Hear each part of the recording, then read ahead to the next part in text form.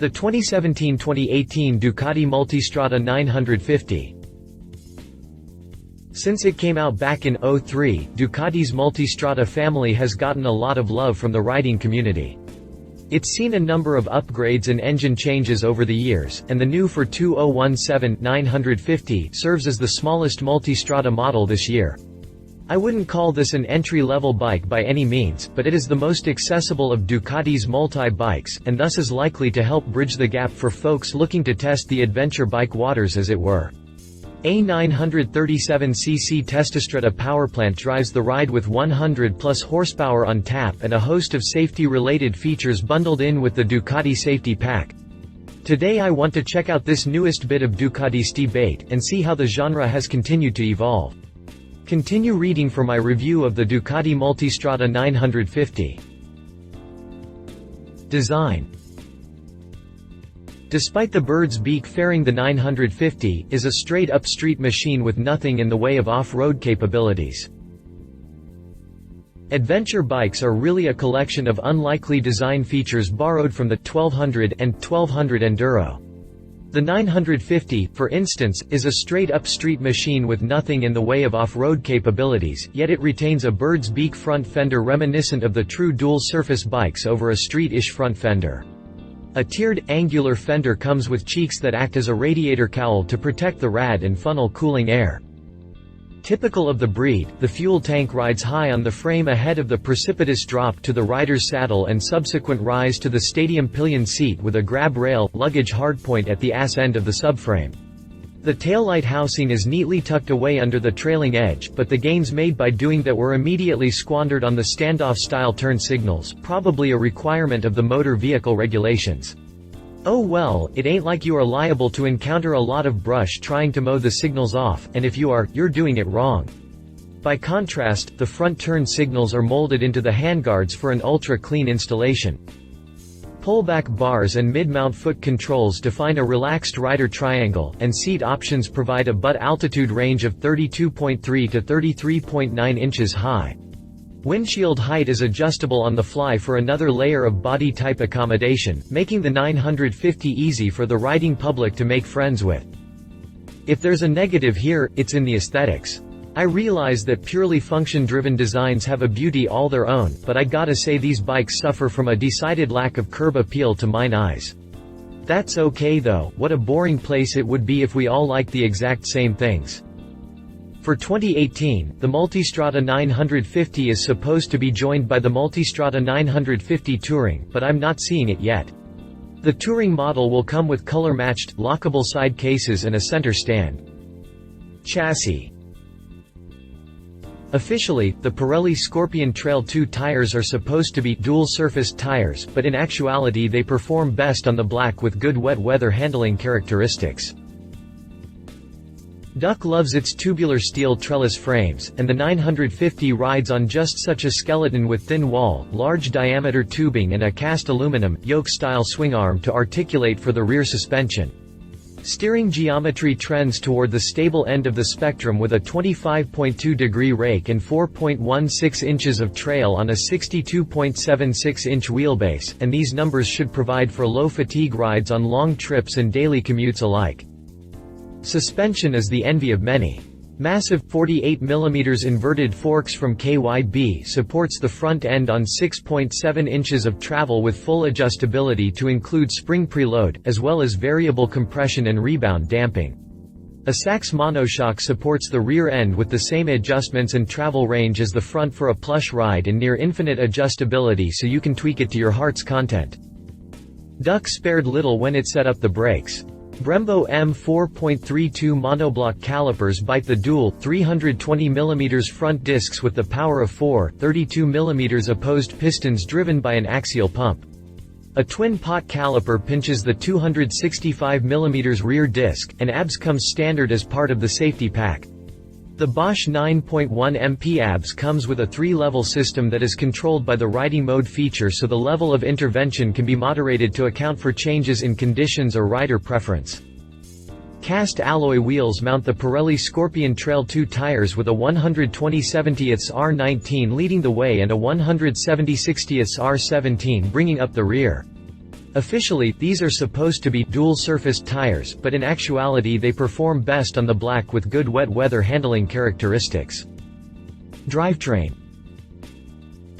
Power numbers are decent and with wet weight.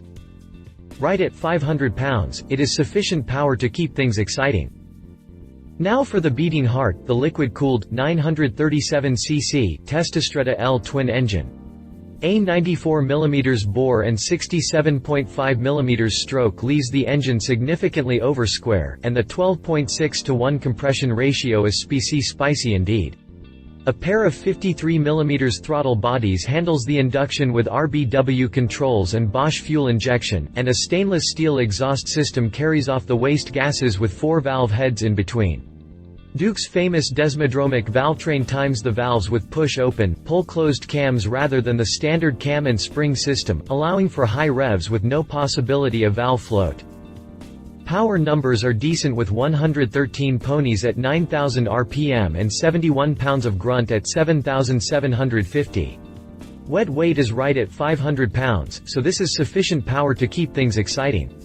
The factory added its proprietary traction control system that provides 8 levels of protection for various riding conditions, and it even networks with the ABS to help the two work in tandem for one-stop ride control.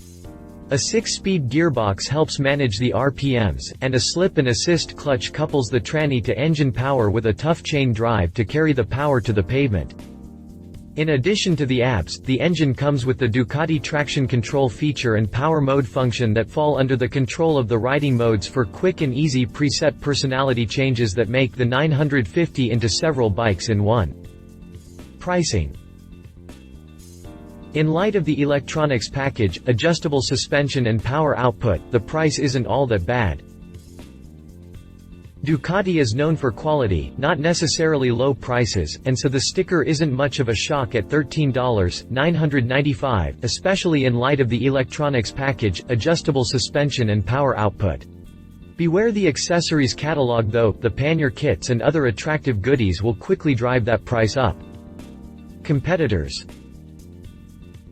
All three get points for having suspension components that are more or less fully tunable, but the suspension travel tells the true tale of the bike's capabilities. Adventure bikes are everywhere nowadays, so there are no shortage of worthy competitors, but for me it's impossible to think adventure bike without thinking of the Africa Twin from Honda. Running a close second is the Kawi Versys, so rather than look at the other Euros and Brits, I've decided that I'm running with these two for my head-to-head. Kawasaki and Ducati both run a bird's beak front fairing that makes them look almost enduro-ish, but Honda went with a nice, rounded entry instead. Beyond that, the three follow the adventure bike mold to the T with tall fuel tanks, low saddles and upright, relaxed rider triangles. Upswept exhausts lend an off-road capable look, but for my money the Honda is the only one I would actually take off the beaten path. All three get points for having suspension components that are more or less fully tunable, but the suspension travel tells the true tale of the bike's capabilities. Kawi comes in at the bottom with a still respectable 5.9 inches of travel and the Duck rolls on 6.7 inches, but Honda provides a long, 9-inch stroke up front and 8.7 inches in back for some actual light terrain capabilities.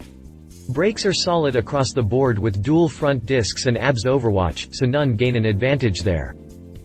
Ducati surrenders a handful of cubes to the 998cc Africa Twin and the 1043cc Versys, yet still manages to outpunch both handily. Honda manages a mere 93 ponies and 72 pounds of grunt from its twin plant, and Kawi manages 102 59s, depending on whose dyno you use, with the Versys mill, but Ducati takes it with 113 71sts. Kawi and Honda tie at the till with $12,999 stickers, a grand cheaper than the $13,995 Duck, but not a deal-breaker by any means. In fact, I'd say the prices are close enough to justify paying for that extra little bit of Italian performance. He said. I'm still not sure how to feel about the Multistrada. In spite of its looks, it's no more off-road capable than a soccer mom's SUV, and so if it's only useful on the road, there are plenty of other rides out there just as capable and with better looks to boot. That said, if adventure bikes are your thing, this model certainly will ease your passage into the genre. She said. My wife and fellow motorcycle rider, Alan Hinton, says, "I agree with my husband on this point. To me, adventure means off-road touring, and I'm not seeing that in this Multistrada, though this is where a lot of the adventure bikes fall, so maybe it's our definition that is off base. The push has been on for the last few years to go smaller when it comes to engine size, so the 950 may be more attractive than the 1200 for some buyers." Specifications. References. Honda Africa Twin. See our review of the Honda Africa Twin. Kawasaki Versys. See our review of the Kawasaki Versys 1000 Lieutenant. If you liked this video, please share your thoughts in the comments below and don't forget to hit the subscribe button.